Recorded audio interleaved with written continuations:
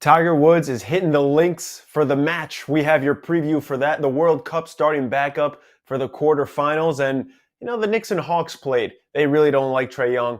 I had a chance to talk to some fans. All that and more on the spread. Let's run the tape.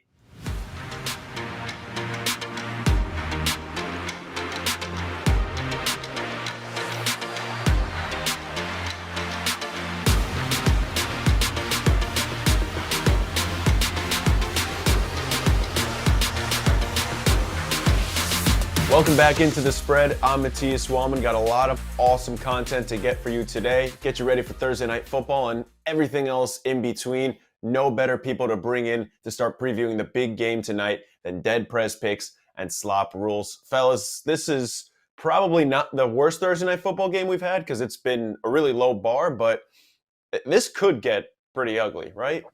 It could, but it's better than nothing. So we got to make the most of it. Think we've seen worse though. I don't know if it was that primetime game we saw this year. What was it, Broncos Colts? I don't know if it was Thursday Night Football. That is currently still the worst game of football I've ever seen in my life. I feel like if you can gamble on it, you're good. Something. Not that bad. No, I like the positivity. You know what I mean? Like even when it's bad, it's still pretty good. It's still decent. Yeah, it's hard to mess up. You'll take anything you can get. It's the dog days of the summer when you can't gamble on football. That's when you remember it.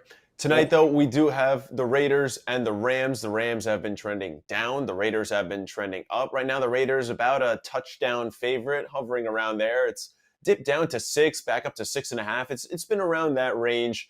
I mean, look, this is probably going to be a home game for the Raiders, even though they're playing, technically at the Rams, just because of how things are going right now. You getting scared away by the 6.5, or what are we rocking with? We'll start with you, John.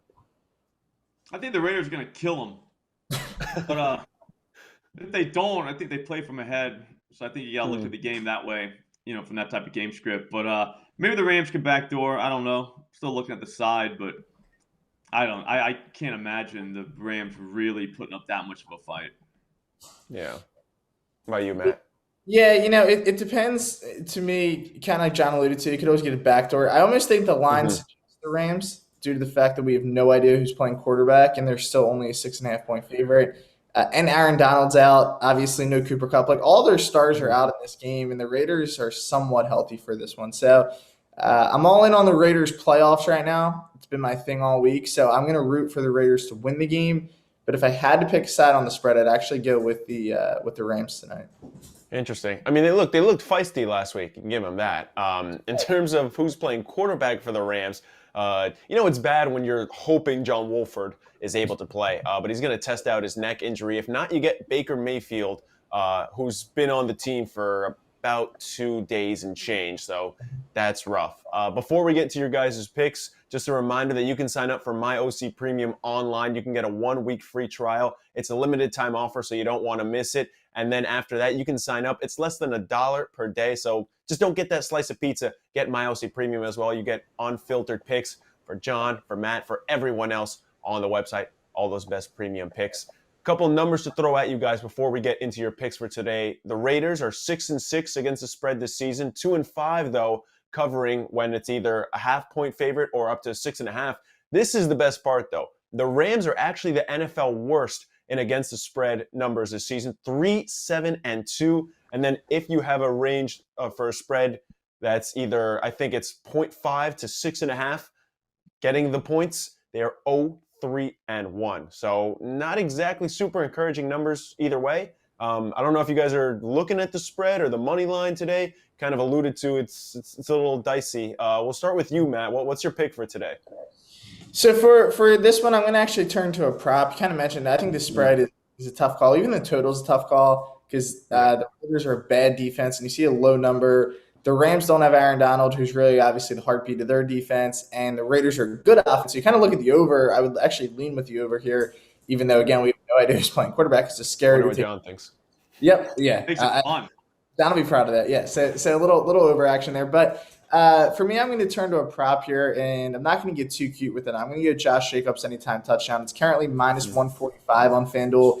This is ranged all over. I mean, I've seen as high as minus 190 some places. So it's important to keep an eye on that and where line shop that for sure because minus 145 is by far the best that I've seen.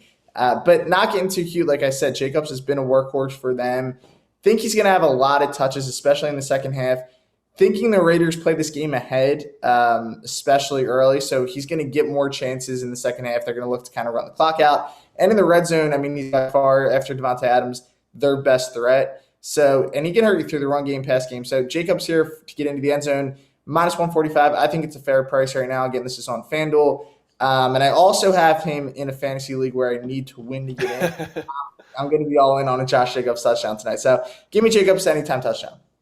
I am number one Josh Jacobs hater. I am killing it in my fantasy league in terms of points for, but the fantasy gods are just striking me down every week. I'm out of playoff contention, and I got 55 or 48 pieced by Josh Jacobs, I think it was, and I got 55 pieced by Joe Mixon a couple weeks before. That's just me complaining. I got to air out some grievances. What about you, John? What are you rocking with tonight? I wasn't even going to bet anything tonight, to be honest with you, but then Whoa. I live by a certain set of rules, right? And the first rule I have is never waste a day by not gambling, like ever. Like don't do that. So what I did was I went back in and looked, and thank God I did because I found what I think is probably the greatest play of all time. If not, it's at least top 5. So Tutu Atwell over 14 and a half receiving, or I'm sorry, longest reception over 14 and a half yards tonight. How does that miss? We got the Rams negative game script. Who cares? That's huge. This guy's actually on the field now. Like he's a second round rookie. They're actually playing him now. Their season's over. You got to remember these guys won the Super Bowl last year, and now they stink. They've quit. You know what I mean? Now it's time to look at the future. They don't have first round picks ever again, probably. So this is what they have is what they have, right? He's been on the field at least 46% of the time the last 2 weeks. He's run at least 10 routes in each of those games, and he ran 14 last week. But if you look at every game that he's ever caught a pass, the shortest one was his longest. I don't even know what I'm saying here, guys. His shortest one is like 15. His shortest long reception is 15 yards. That's it. We're talking like his ADOT's like 25 yards every target. So just one. That's all we need. Just one. And plus, he's a little guy. He can get shifty. He'll run those screens. So there's that too. So he seems to break loose. But 14 and a half yards feels very low for a guy that's going to probably play in the entire second half having to score. So I feel like there's no chance this thing can possibly lose. Like, no way. Interesting. I mean, look, we were on the Rashid Shaheed train last week, and that worked out. Still waiting for him to come on the show. Big friend of the pod. Apparently, Rashid Shaheed. I like it. It seems like one of the best plays of all time. Followers went up. I hope they did. Did it? I think they did. I'm going to look after the show. I think he's over 3,000 now. Yes. Okay. You're welcome. We'll take it. We'll take it. I got a couple up my sleeve for tonight too. I want you guys to give me your thoughts on this. I like Derek Carr over 1.5 passing touchdowns. You can get it at minus 110. This is a little risky just because what you guys mentioned. This is kind of become Josh Jacobs' team. He's leading the NFL in rushing yards at this point. But Derek Carr has hit this in 5 straight games, and I think something like 8 or 9 of his last 12 games. Like you mentioned, I mean, I think the Raiders are going to score early and often. I don't know if enough to take the over just because it's going to be just them carrying that over at that point. I'm not going to say the under, John, but I'm just saying I don't exactly hate it tonight. And my other one that I kind of like is Matt Collins over 3.5 receptions at minus 115. I just think that that is like the forgotten guy in this offense, and his routes run have really increased since Hunter Renfrow went out for, I think, the season at this point. So I kind of like that as a nice little side bet. I think the Raiders cover, but I don't know that I'm confident enough to put anything on it. Am I crazy or not? I like the Matt Collins angle. Matt Collins is weird, because he's a former Eagle. So when he was here, he didn't do anything except get cardio every time he ran a route. But in Las Vegas, he's actually been pretty productive. And Derek Carr seems to love throwing to him. You'd imagine most of the attention goes on Devontae tonight. So I like that angle there for sure. And then, Carr over passing touchdowns. certainly could get it with the volume. I think you would hope it'll hit in the first half kind of thing, so they get too far ahead, start running the ball. But I like both of those angles there, especially the back play. Maybe it becomes like a slop first quarter parlay expert type hit. Yes. I don't know. I don't know if that extends to football too, or if it just is staying in basketball right now. It's all first quarters. I love it. I love it. If you pick out the first quarter of one sport, you pretty much figured out all of them out. Right. All right. I'll take Probably. it. I want to get your pulse on this too. We're gonna play a little game called Back or Fade. You guys are gonna tell me if the 3 most popular bets according to BetMGM are ones that you guys would take tonight. The first one is Devontae Adams to score the first touchdown at plus 400 on BetMGM. But again, that's why you use our grid, because you can get that at plus 450 or even plus 500 on other books. How you guys feeling? You backing or you fading? John, you go first. I don't mind the number. I take that number. I mean, he's kind of been going off. If you look at his game logs recently, I mean, he's not bad. I mean, he could literally sneak into like some of the awards. You know, he's having that good of a season now, especially if they keep riding him like they've been. So, yeah, first touchdown plus 400. I mean, I want more, obviously, but for a first touchdown call. But I mean, he's about as good as anybody other than Jacobs. Mm-hmm. Yeah, I think the only reason I fade is kind of the value, like you said there. I want something more, but would not be surprised at all. I mean, he's about as good as it gets at his position, so won't be surprised by it. But I think I want a better price for that kind of bet. Okay, that's fair. That's fair. All right, number 2 from BetMGM, their most bet on props for Thursday Night Football. Brandon Powell anytime touchdown. If you hadn't really heard of Brandon Powell, that's because, we're talking about guys like Tutu Atwell on the show. He's plus 375 to score at any time. You can get that at plus 500 on Bet365. I don't want to roast your guy, John. Don't come at me. After the game, we'll talk about him. Okay, yeah. All right, that's fair.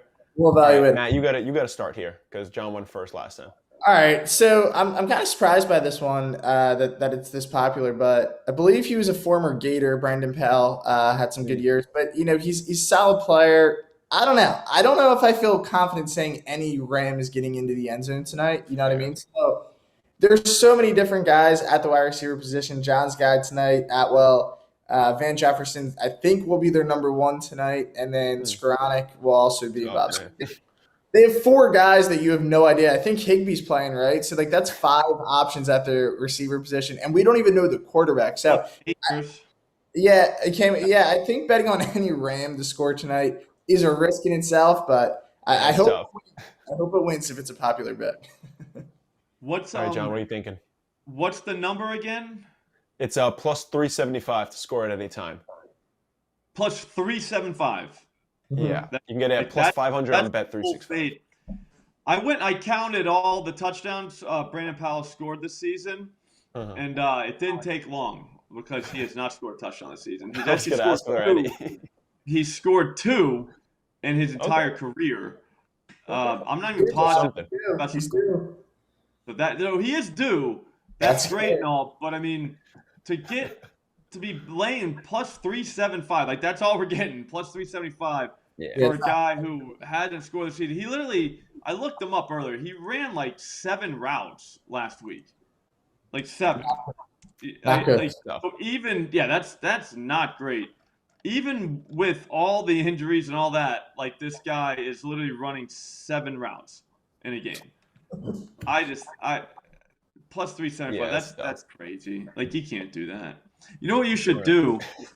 You should put a 15-team parlay together, and I bet you have just as good a chance of hitting that, but you get paid a lot more for the 15-team parlay. That's fair.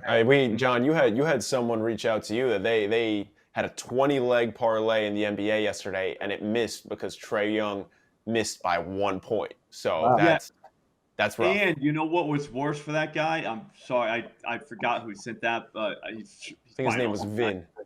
Yep, Vin. I felt bad for Vin because it said 20 throughout the fourth quarter because the score app got it wrong. So if we've ever not watched a game that we bet on, you know what I mean, and you just watch on the score app, you think you got 20, and then you think you won, and then you didn't. Oh, God. And now compound that with the fact that it's a 20-leg parlay. Oh man. I think it So was like for plus him, what I would 1300. do is one thing people forget that the sting of a loss like that only hurts until you start looking for your next parlay. So you got that on your side. You know what I mean? So that's big. So I we would need say a start we looking need for like a graphic. We need like a graphic, like John's like stamp of approval for his sage words of wisdom for the day. because that's brutal. That's a big time sting. Like Yeah. that's tough. Hey, but there's only one way to fix it. And that's by laying another one. Yeah, I mean, Let's you're gonna have to go back in at some point. So go back in yeah. today, like now. I don't know. Sounds like he's due. Third most bet on prop for tonight. I have an idea which way you guys are going here, just from our conversation. But it's Devontae Adams over 89.5 receiving yards. You can get that at minus 115. Yeah, again, my voice kind of cracked. Again, I would probably go under with Devontae tonight, just because, like you're kind of alluding to, everyone's going to bet the over. I'm not going to be able to really give you a logical reasoning on it, other than maybe the Rams are going to give him a ton of attention. It's more just a numbers bet. So if I have to lean anyway there, I'm going to go under, and I'm kind of hoping. See, I play against him in fantasy, so I'm hoping. Yeah, there it is. Yeah, I got Josh Jacobs. I got Josh Jacobs on my team, and I'm playing against Devontae. So bad Devontae game, big Jacobs game. But yeah, I would lean under there just from a number standpoint. What about you, John? Look, always take the over. All right. That's it. Always. So I don't need to know the number. I heard the name. Give me the over. What you can do at some of these books is just ladder this guy. Like if you don't want to lay, like, whatever it is, like I bet you it's like minus 120 or something like that. Like at most books, over the 88. Just go 100 plus. He's done this like all the time. Like I'll count right now. 1, 2, 3, 4, 5. 4 of his last 5 games, he's gone over 100 yards. The time he didn't, he went 74. So if I'm playing the over on this guy, I'd rather just lose my 100 to get 120 instead of lose 120. Do you know what I'm saying? To get 100. I'd rather just, because he's either gonna go way over 100 or he's not gonna go over 88. Does that make sense? Like the range of outcomes feels like it's a 100 plus move. Again, he just went $177 last week. I mean, this guy's he's not playing around. Yeah, I'm not taking that under. That's for damn sure. Exactly. And you just that was exactly right. Like imagine you sit down, you start watching this game, and then you got under 88.5, and this guy's got like 150 yards at the half. Like, all right, that was fun. Like, good call, me. Like, why would I do that? And then you look at his game log, you look at what he's been doing, you're like, what was I thinking? So it's either the over or nothing. Yeah. Does that make sense? No, that's fair. Yeah, I feel like this is the kind of one that you're like, you think it's going to be a blowout, and like it's like the first drive, he catches like a 55-yard pass, and you're like, all right, this is going to be rough. Or you get the 31-3 halftime score where you're right, it is a blowout since he's caught 4 touchdowns and gone for 200 yards. It's like that's why you know what I mean? It's like I get that you're not getting the second half with him probably, but like what if the Rams do kind of hang around? Like I don't know. I never feel safe with the Devontae Adams under. So I can see why the public likes it. I'm just saying maybe just ladder this. Like go all the way to the moon. Because I bet you FanDuel will give you 150 plus on him. I haven't seen it yet, but I'm sure they will. They're good people over there. I mean, if Devontae Adams has 4 touchdowns at halftime, I don't think Matt's making it on Morning Edge tomorrow. Here we go. It's plus 640, 150 plus. That just feels like more fun. Instead. Yeah. I don't know. 640 sounds fun to me. We're going to check back in next week, though. Next week, we're going to check in to see how these bets did. Just in general, make sure you're hitting up John and Matt if you want the best bets on Twitter, and make sure you're signing up for My OC Premium on our website as well. They will be back tomorrow on the Morning Edge. They're with you every single morning, either the Morning Edge or Sharp Bets Today, as they enter the Thunderdome as well to try to defend their honor. Let's see if we can pick up a win this week, guys. Thanks for hopping on the show. We need one. We got to roll Connor. Connor, we love you. Thank you for coming on. Before we get some more picks for today, we also want to take a look at just a little pulse of the people from yesterday. Obviously, we talked a little bit about that Knicks-Hawks game yesterday. I decided to head out to Madison Square Garden, just see what the vibes were between Knicks fans and Hawks fans. It's probably about what you could have imagined. I'm outside of MSG. Knicks, Hawks, doesn't get any better. These two teams hate each other. I want to find out how much. Trae Young's watching this video right now. What do you want to say to him? Fuck Trae Young. Fuck you, Trae Young. So not valid on Dykeman. Fuck Trae Young. Hey man, let him play his game. He's gonna do his thing. Can't hate on him. He did nothing to y'all prior to that series. 4-1. What would you give for a Knicks championship? My firstborn. Your firstborn. Interesting. Personally, I'll go with my left testicle, not the right. What's your best bet for tonight? Knicks money line. Or Randall over 21.5. And I like Clint Capella double-double. Follow OddsChecker US on all social platforms. Get your best bets. No reason to miss out on any value. Follow OddsChecker. That sounds like pretty good advice, right? Follow OddsChecker. Seems right. And if you follow us on YouTube, Instagram, we have chances. We're giving you chances to win $100, $500, multiple times, but I'm going to save that for a little later in the show. You'll just have to wait and find out. If you want to make some money betting on soccer, though, that's what we're here for. This is a special version of Golden Goal here on the spread. Martino Puccio is with me. Martino, we had a day to reset. Batteries are recharged. I feel a little recharged. I don't know about you. I'm recharged, but unfortunately involved a lot of overthinking, so I don't know. That's fair. That's fair. Just in case anyone forgot, what happened in the round of 16. You have the matchups up on your screen for what we're going to see starting on Friday. Just tell me what the biggest lesson you learned, or what maybe the biggest result was from that round of 16. I think the odds shifting on the right side of the bracket, where we have France, Portugal, England, and Morocco, I think was the most significant, because I think it shifted everything with Spain moving out of there, and then Portugal's path being a little bit, quote unquote, easier to get to the final. I think it changed a lot of things outside of Brazil, and I think that is absolutely something to note in terms of value.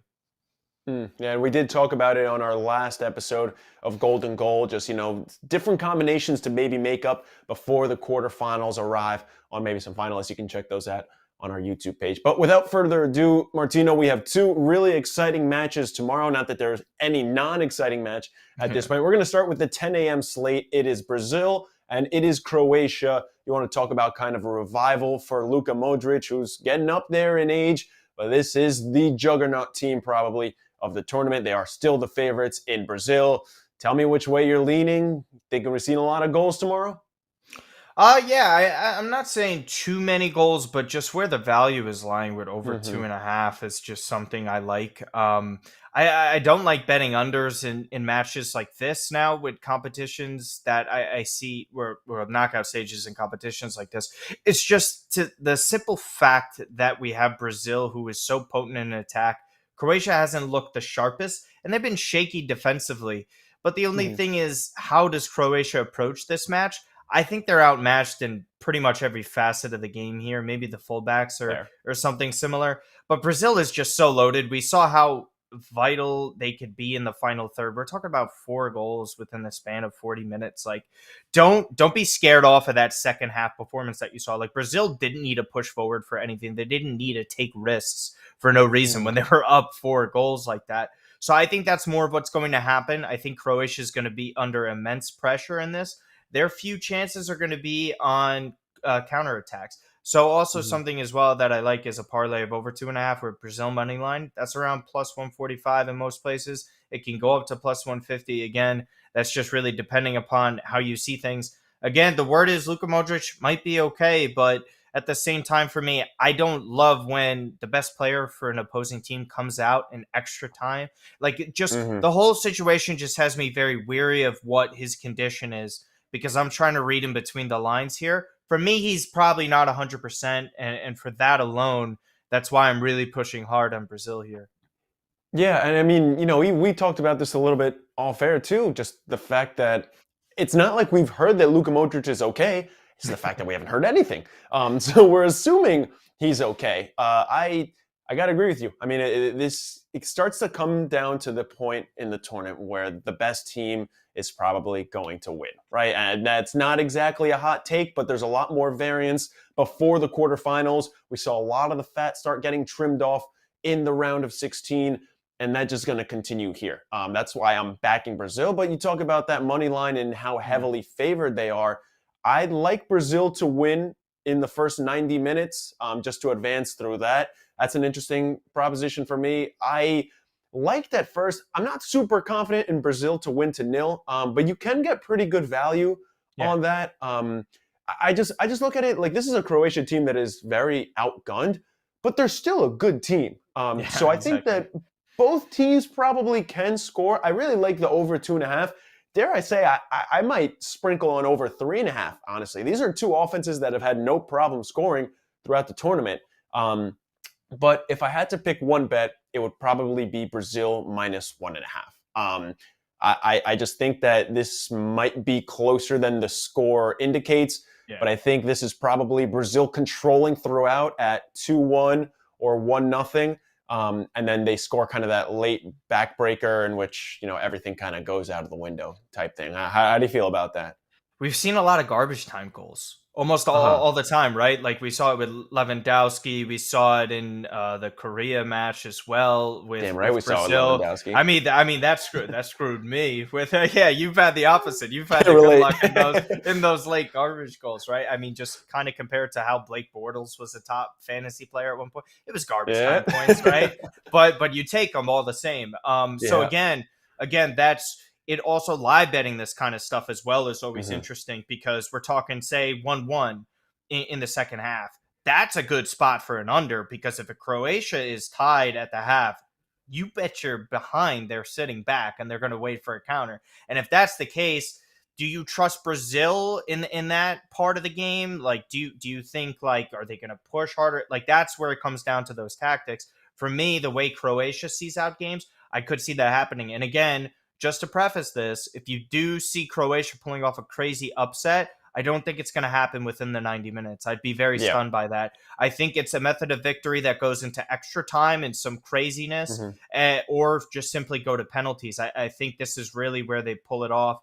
Because for me, if Brazil is down and Croatia is trying to win in the night, like Brazil is going to go at you. So I don't really see that happening with Croatia winning in the 90 minutes if that's something people were looking at. No, I agree 100%. I think if it happens, it's going to be either an extra time or penalties, though the chances and just the odds of you scoring in extra time are significantly lower. And you can see that reflecting in the odds if you're shopping around on our grid. We'll get to the 2 p.m. game now. This one probably is going to be a little closer, I think is the consensus. It's Argentina and Netherlands. Argentina, the favorite, but at about 125, 120, looked shaky at times against Australia. The U.S. was generating some interesting chances against the Netherlands, but at the end of the day, I mean, you can't completely miss your man on 3 chances against this Dutch team. They are that good. I think we probably see another game that goes into extra time / penalties. What are you thinking here? I'm not sure about that, but I don't think any outcome is shocking to me in this game. Like if either team were to win in 90 minutes, one to win in extra time, one to win on penalty, like it's all up in the air for me. I'm leaning towards that. I think the safest one in value that I like the best is probably both teams to score. Yes, plus 110. And again, we talked about there's over 2.5 that was floating around plus 145, and to me that's interesting because we just talked about why certain things weren't that confident for the opposing teams, right? Like Argentina, they weren't finishing their chances. The Netherlands at times don't either, but there's chances being created. So that means there is that opportunity of scoring. And the Dutch are arguably, I think Argentina's defense is at the level of USA's, right? Probably not as poor and disorganized in certain situations. But for me, I very realistically see this being like a 1-1 going into extra time as well. I mean, that's just the kind of game that's just going to grind out, each get the ugly goal. But the important thing for Argentina here to potentially win in the 90 minutes is this. If Team USA was able to create that much on the Dutch, what do you think Messi and company are able to do? It's really just down to the finishing. I trust, Messi, Julian Alvarez over as much as we love Christian Pulisic to finish those chances. We saw the chances. Lautaro. No, well, I mean, I really didn't want to say his name, but you made me mention him now. But that was going to be ultimately my point. It comes down to him. I'm not betting on that man to come through, but he's playing well in general. He's going to see those minutes, so that means Lautaro again. But listen, we say streaky. Streaky can mean you could flip it in an instant. Does Mhm. Lautaro potentially score? I know you like someone to score, so I'll let you take that one. Yeah, this isn't a hot take for me. Messi anytime goal is sitting at around 120-ish. Flips up a little bit in certain books, but if you can get the guy who has been the engine and been the goal scorer, and again, unlike Team USA, which you mentioned had a lot of chances, it's that definition. It's that ability to score the goals because Messi has been creating the chances. He's been working well off others, and he's been finishing the chances, which is the big thing. Again, there's no need to explain this that much. It's Leo freaking Messi. He's probably going to score tomorrow. That's just one of those where you're like, he's going to score, and you're like, damn, why didn't I just do that? It's free money. But I think my favorite bet for tomorrow is a draw after regulation. I really, or in regulation. I think this probably ends 1-1 in the first 90 minutes. Just an interesting angle is, the Argentinians played Australia and like they didn't look great, but Australia was defending with minimum 9 guys the entire game. So now that you have a Dutch team, which obviously has a better structure and a higher quality, do they dedicate less people? Does the game open up for Argentina? It's always the give and take when you start stepping up in competition. It's just our guys against your guys. Are there more one-on-one opportunities? I don't know. There's a lot that can sway here. Like you said, it's a lot of different possibilities for this game. Yeah, I mean, it really depends on how Louis van Gaal approaches this. Does he man mark Messi? Does he send zonal marking on him? I mean, it just really just depends on the type of thing that you're gonna do. But for me, it's Messi. Like you're like, listen, he's gonna abuse you. He might not be the same pressing type of player that he once was back in the day because he's 35. And that's the thing people are still forgetting, that a man at this quality is doing it at this stage, at this age is incredible. And I think he's going to continue to do so because at worst, you're seeing a creator that's better than anyone in the tournament that's left. Maybe Mbappe. So if we're talking about the guy that's creating the most chances, he can kill you like that. And that's the funny thing. If the Dutch are preventing him from trying to score, then you could look at Messi anytime assist. I know you love the goal, but either if you want to play it safer, I'm married to. Hey, listen, to the assist or the goal, it doesn't matter. I'm just saying a Messi goal involvement is probably the safest bet if you look at the individual player markets. And then again, you can't look past Cody Gakpo and Memphis Depay. I think those are two guys that you could look at for that. For me, I really do see that kind of draw happening, but that's why I'm really not touching much outside of the goal scoring factors. That's fair. Okay, so we have our 2 games for tomorrow, all previewed and wrapped up. I have one other question for you, because there are a lot of USA fans who obviously have no one left to root for. My question to you, and a message to the fans: who should they be rooting for? Do you have one team, a couple teams? Where does their allegiance stand now? I believe the quote goes, "The enemy of my enemy is my friend," and so for that, it's Argentina. Listen, the Dutch knocked France, maybe? I mean, hey, well, you talk to a lot of people about France over here. I think France and England are probably the two at the bottom for most Americans to root for. Fair. They're just going off of the 1770s for that and nothing else. But for me, I mean, listen, you're rooting for one of the greatest players of all time. They're facing the team that knocked us out, and essentially a coach that in Louis van Gaal that did kind of backhand comment the U.S. about their tactics and the quality that's on the pitch. It was a little dicey, and I know how Louis van Gaal is, and I'm telling you, that wasn't really much of a compliment if some viewed it that way. That was really a backhanded comment, and it was a slap in the face to Team USA, and for that alone, that's all I need. If I can't root for my team to lose, if I'm not rooting for my team, then I'm going to root for the team that knocked me out to lose. Just like, Yankees fans root for 2 teams, whoever the Yankees played that day and whoever faced the Red Sox. So it's just kind of the way I'm approaching this. So I just want the Netherlands to lose after what they did to us. That's fair. Yeah, I mean, those comments were basically, hey, we knew exactly what we were going to do. We did it. And also your coach sucks. There was no compliment in there. Don't be fooled. I think, obviously my answer is Argentina because we'll take any fans we can get. But I think if I had to pick two other teams, they're kind of obvious to me, right? I mean, sure, you can like France, they have Mbappe. You can like Brazil, they have Neymar. You can root for really good players. You're probably not rooting for England. But my two answers are Croatia and Morocco. Morocco, the number one. Like if you're eliminated and you don't have any other rooting, interest, there's no reason to not root for the complete underdog. They're trying to become the first African nation ever to make the semis. They're the first one in the quarterfinals in over 10 years. Like, there's no reason to not root for them. It's awesome stories throughout the whole team. I invite you to read up on them. It's just really cool. And then Croatia, I mean, they had that magical run the last time out. They have Luka Modric, this probably his last dance. I just don't see any reason why you should root for anyone else besides Croatia and Morocco if you have no other rooting interest, but we'll take Argentina as well, right? Yeah. Mine's not so much a rooting interest to win for someone, but a rooting interest for someone to lose. But again, I mean, everybody in America loves a Cinderella. We try and paint or label a Cinderella in March Madness every single year. This one comes around every 4 years. This is your Cinderella. I mean, if they make the semifinal, if they make the semifinals, like there's not too much rooting interest as some of these other countries. We've seen them win World Cups. We've seen them reach finals. We've seen them get the semifinals.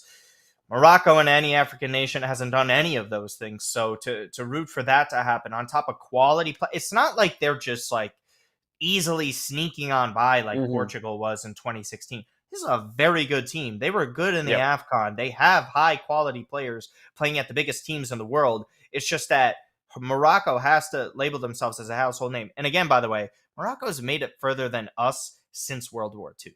This tournament, right? Like Team USA, we made it to a semifinals, but that was in the 30s, the 1930s. So we have a lot of work to do. Morocco, what they're doing is pretty special. So I think it's a great rooting interest. No, that's super fair, honestly. And again, if you liked St. Peter's when they were in March Madness, then you should root for Morocco. He's Martino Puccio. I'm Matias Weilmann. Martino, I appreciate you joining me, but I got to go talk to Jeff Feinberg and get a pulse on what the match is going to look like this weekend. Thanks for joining. I'm now joined by The Drive's host, Jeff Feinberg. He's got your best bets for anything PGA, anything live golf. Today, we got you with something a little different. It's in the same vein. It's still golf at the end of the day, but it is the match. Version number 7. They're going to be teeing off on December 10th. It's Jordan Spieth and Justin Thomas against the number 1 in the world, Rory McIlroy, and maybe one of the best golfers of all time. Some call him the best golfer of all time. It's Tiger Woods, but we've got Jeff here. Jeff, how's it going? And, how's your prep been going for the match? It is going well. My prep for the match has been, there's only really so much to look into. I'll be honest. My prep for the match is limited in the sense that we finally just got the actual rules and the configurations. I didn't even know if it was alternate shot or best ball until yesterday. And many would argue that in itself would be important. But Tiger Woods is golfing on TV. That is important. That is kind of a big deal. Nice little Saturday night sweet spot. There's no college football. Army, Navy will have wrapped up. So for the hardcore sports fan, even to just put Tiger on TV as you're doing other things, that seems like where we'll be at on Saturday night. Yeah, and we're going to talk about everything that you just mentioned, the kind of charity giveaways that we have on different holes that might affect, kind of how you're leaning in this match, no pun intended. But we're going to start with just the vibe around it because it's obviously been a pretty weird year for the PGA, one of the weirdest years, if not the weirdest year they've ever had. So just tell me kind of what your pulse on the community, what the vibe has been like around this with the emergence of live golf and everything. Yeah, I mean, I'd be honest, the matches, they kind of like the day of. The buildup is always kind of slow. The fact Tiger is playing will be nice.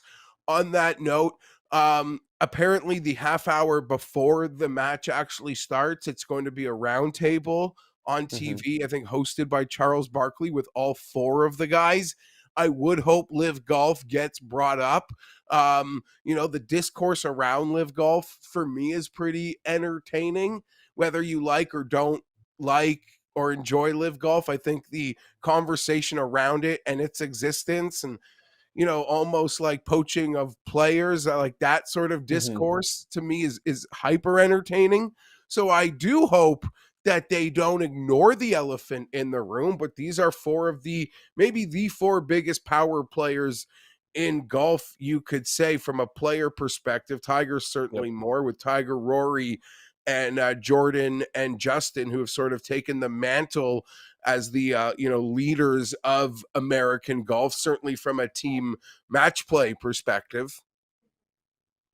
I mean, let's not kid ourselves either, right? There's a reason these four are on the match this year. We've seen other years where there have been a lot of celebrities on, and this year, coincidentally, it's four of some of the best golfers, or three of the best golfers in the game right now, and one of the best of all time. This isn't a coincidence, right?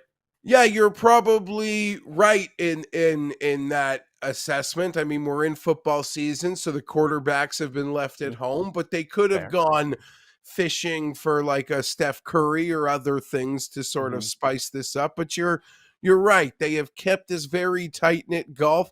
There were some rumblings. John Rahm might have been a little offended to have been left out, but this seems more than anything like an American television event. Comparing just the past iterations of the match, where you have, like you mentioned, some of the celebrities, and just when they're doing it makes it a little difficult, although there are a lot of quarterbacks that are out of the playoff hunt that you probably could have poached to play a golf match on a Saturday night. How do you kind of compare just actual professional golfers to having celebrities on? Do you have a preference between just a pure entertainment standpoint?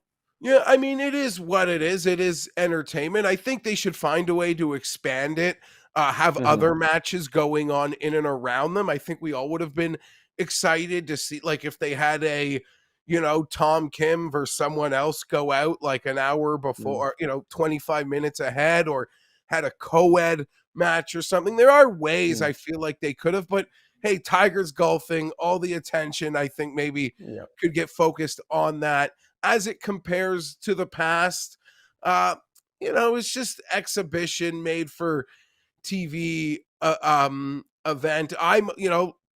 It is exhibition. It is sort of luck of the draw in some sense. I've been pretty lucky, or good, maybe pick a side, at picking these things. I did lose the Bryson Brooks one. I thought Bryson would take him, but again, there's so many like a potpourri of factors as to why a guy would care. And, of course, Brooks isn't going to get embarrassed in like a one-on-one. That's made for him. And then going back to the first one, I feel like it was Phil versus Tiger.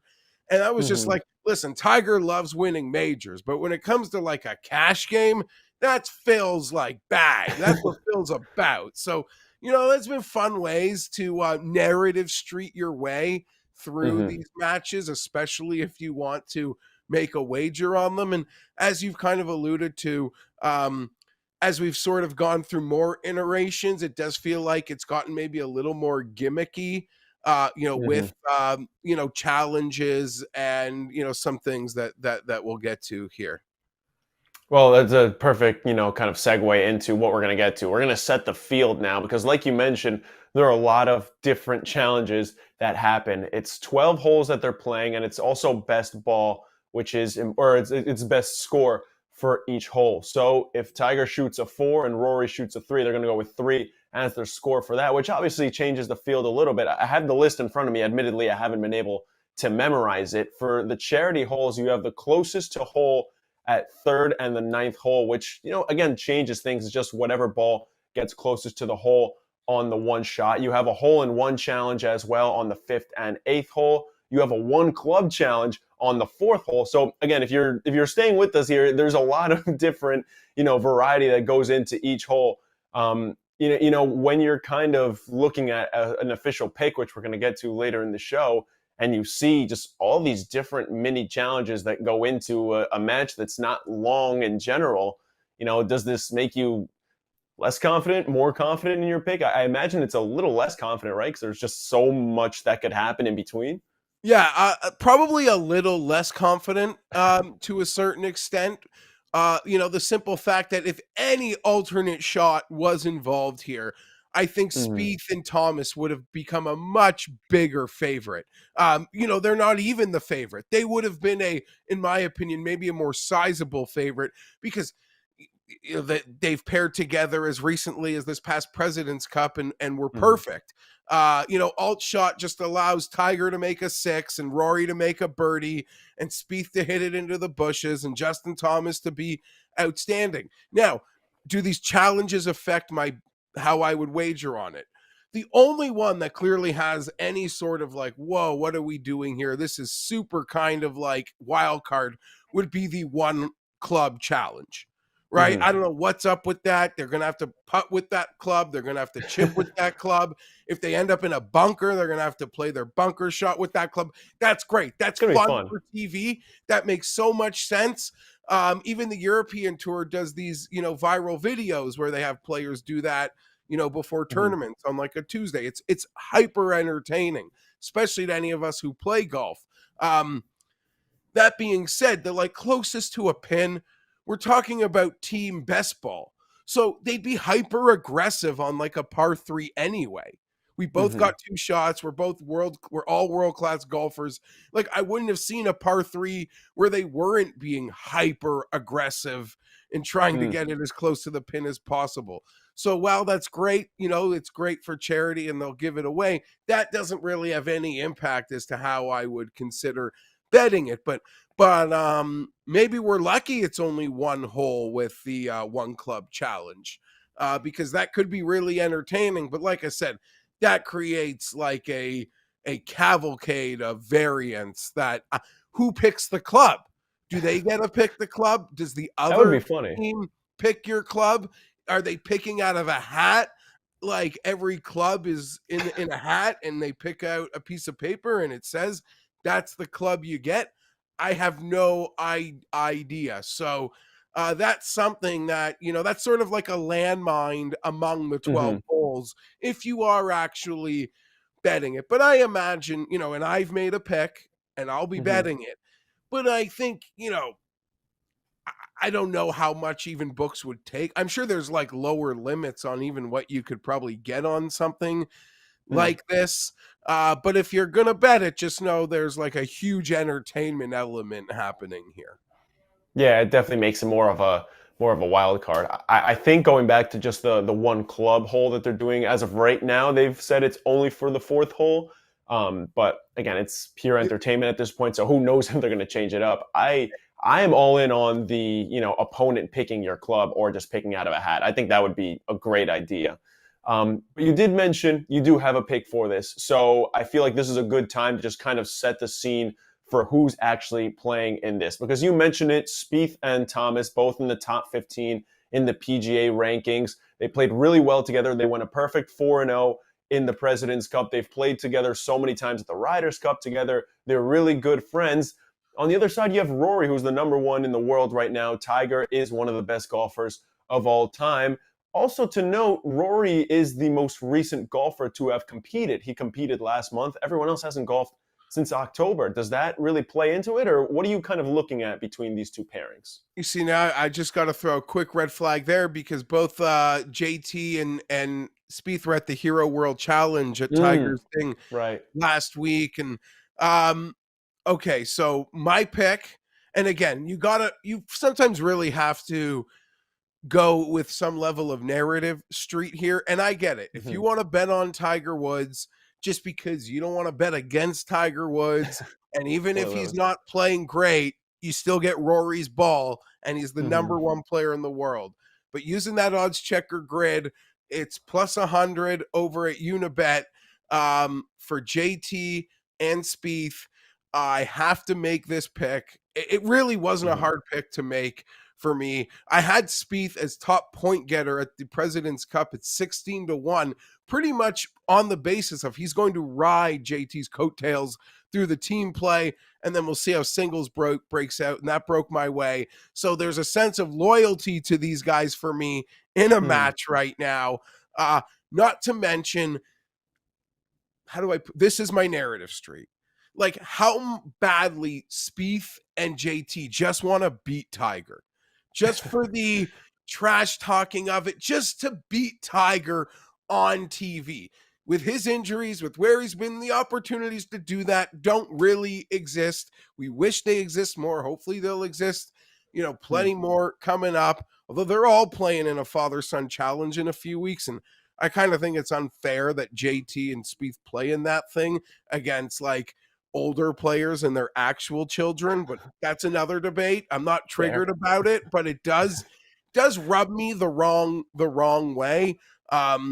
To a little extent, but for this, like, in my opinion, I'm silly enough to think that JT and Spieth are literally having strategy sessions on like what we're gonna do. I mean that they want to beat Tiger just to do it. Tiger, Rory, not to say Tiger's not as competitive as heck. Rory in some ways has kind of been thrown into this as this preeminent name in golf and the number one golfer in the world. He's there to have a great time and make some money for charity. So at plus 100, most places I'm seeing it's still like minus 110 is the consensus. I would still lay the minus 110. JT and Spieth for me win the 12-hole best ball match play, Capital One, whatever they're calling it. I'm sorry. One of like the 8 names they put for. I think the official full name is Capital One's the Match 7. But you can just call it the Match or Match 7. What if I told you this now?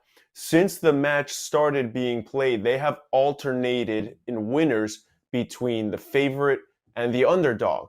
And last time they played, it was Brady and Rogers who won, and they were the favorite. So if you're going by the consensus in the book, that would mean the underdog's going to win, which kind of tilts you Tiger's way. Is that making you question things at all or no?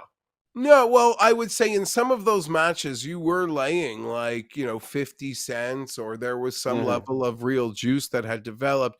This one just sort of seems right on the equator with the book saying, listen, if we're offering this match, if you want to bet it, we're taking our 10%, you pick a side here. And it does seem like maybe you're paying a little bit of a Tiger tax, which is okay. That's fun. Sometimes maybe that happens, but that doesn't change anything for me. It's so close to even. And I honestly wouldn't be surprised if Spieth and Thomas go off as the favorites, just as like the people that actually bet golf regularly see, like, I can bet Spieth and Thomas as underdogs versus anybody with how they seem to handle any match. I think that'll be pretty attractive to golf fans as they like now say they don't want to bet it, but when Saturday comes, they're going to bet it.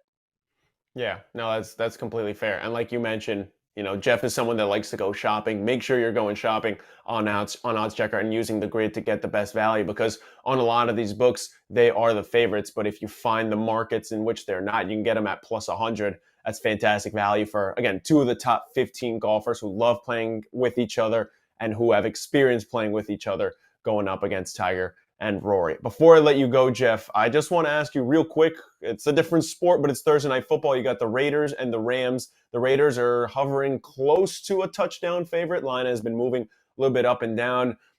They probably will be facing against Baker Mayfield, which should be interesting. Just real quick, getting a pulse. What are you thinking for this one? Yeah, I don't know if Mayfield will be in there yet.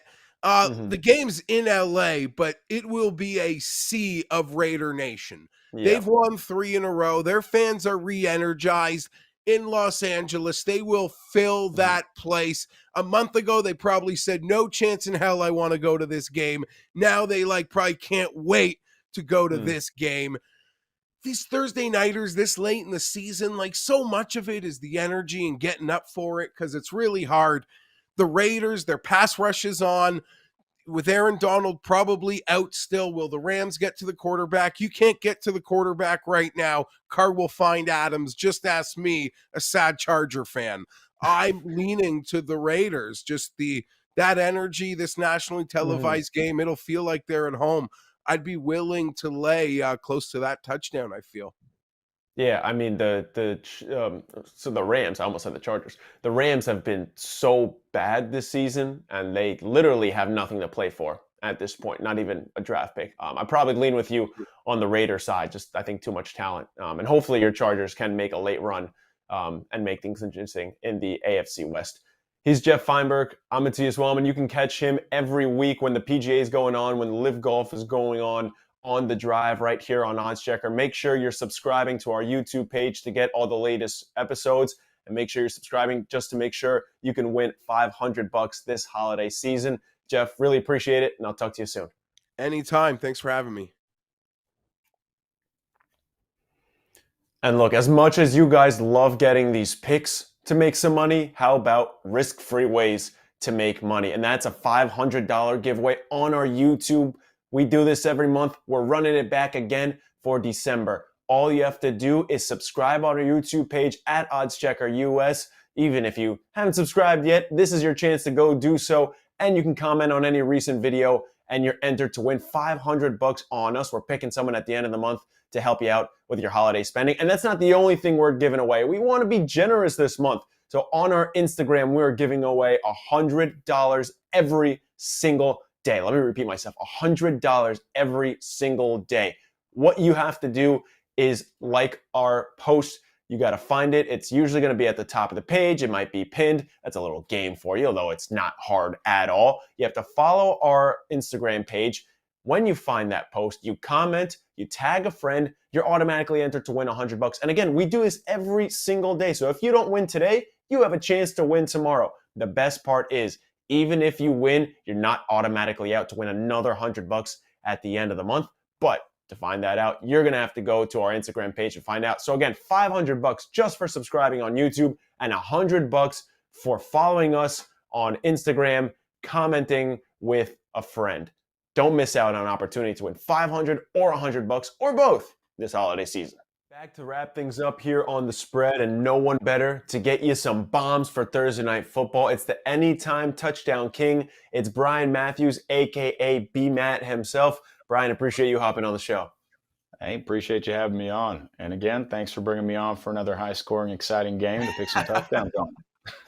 Yeah, I think, last week when we talked, it was 40. Now it's 43. I promise you eventually we're going to have like a good game for you to pick some. Hey, you know what, though? We still hit Taysom Hill last week, and had Chris Godwin's touchdown not been called back, we'd had 2 that night. It would have been highly profitable.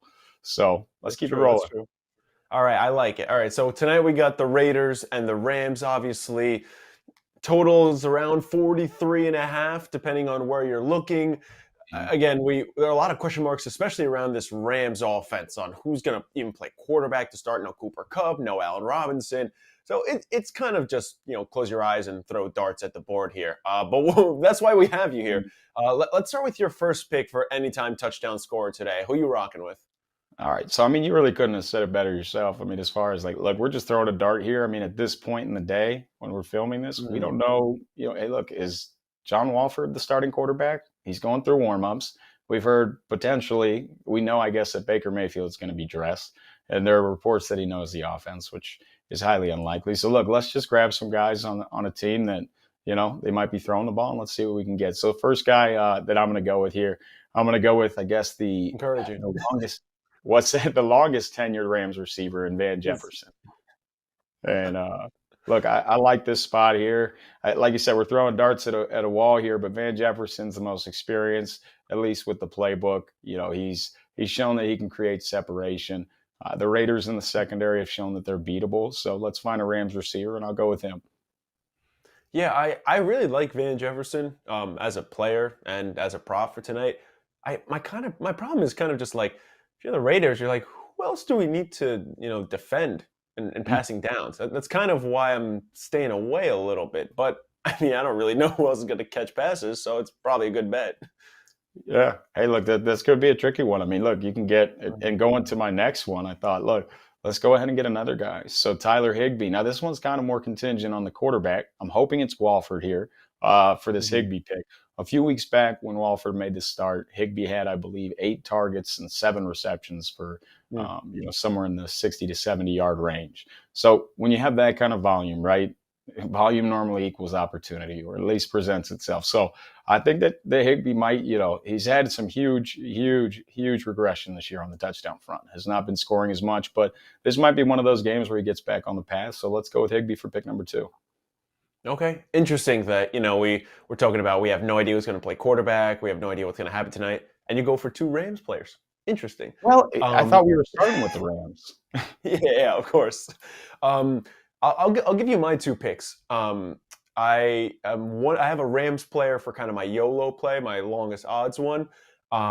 I like Matt Collins. That's going to be my top pick for today. I just think that if you're this Rams defense with obviously no Aaron Donald, so it should be no problem for Derek Carr to have a pretty clean pocket. I think all the attention obviously is going to be on Davante Adams and Josh Jacobs. And Matt Collins has had a really nice season the last couple of games, especially since Hunter Renfrow went out. So that's kind of who I'm looking at there. My second one is Josh Jacobs. And, we've kind of been staying away. We agreed that we weren't really going to talk about Josh Jacobs and Davante Adams because, you're not really coming for that kind of value at that point because they're both, minus value. Obviously, always use the grid to make sure you're getting the best value because it really does fluctuate a lot. Caesars has some weird value sometimes on this anytime touchdown scores, but you don't have to get too cute every time. I think he's going to find the end zone. If you want him for a first touchdown score, you can do that as well. You got any strong opinions on either of those guys? Actually, Josh Jacobs is my number 1 pick tonight. I just think without Aaron Donald, look, you open up a lot in the middle, right? And I don't believe a single word the Raiders say on their injury report anymore. I mean, Josh Jacobs 2 weeks ago had a calf issue that supposedly kept him from practicing all week, and he was highly questionable, and then handled 40-something touches for, a couple hundred yards. So I did the same last week. He's been questionable. Look, Josh Jacobs is, I think, the best bet to score in this game. I think, when you look at the projected game script, right? If you have a running back, you want somebody that's going to be in a projected lead so they can continue to run the ball. I do think that Davante Adams can be cute in on. Matt Collins was actually one of my other favorite ones. So when I look at the Raiders, I think all my favorites are on the Raiders side for obvious reasons. We at least kind of know what we're getting with them, right? So since you took Matt Collins, and I was going to go there, I'm going to pivot on you and give me Foster Moreau. Look, Darren Waller's coming back. If not this upcoming week, the week after that. Foster Moreau has been solid, not spectacular, but he's been solid in kind of mop-up duty. Scored his first touchdown 2 weeks ago. Give me Foster Moreau then if you're going to go ahead and take the other one.